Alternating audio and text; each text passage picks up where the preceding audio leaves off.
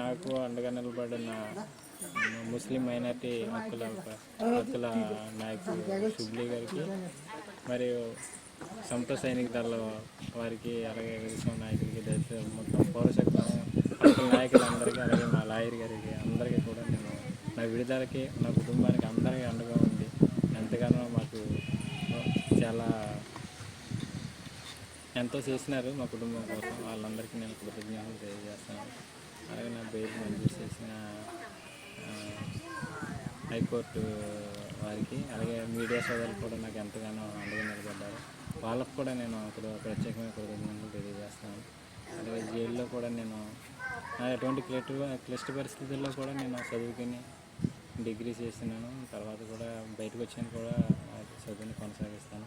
ప్రస్తుతానికి అయితే నేను విడుదల అవ్వడం, మా అమ్మ అయితే చాలా, మా కుటుంబ సభ్యులు ఎంతో ఆనందంగా ఉన్నారు. అలాగే కూడా నేను కూడా చాలా సంతోషంతో ఉన్నాను.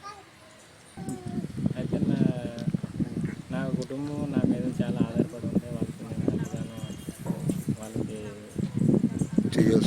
చేయవలసింది ఉంది. వాళ్ళందరి కోసం నా తల్లిదండ్రులకు కూడా నేను ఎంతగానో చాలా చేయవలసింది. అలాగే నేను మా కుటుంబానికి అండగా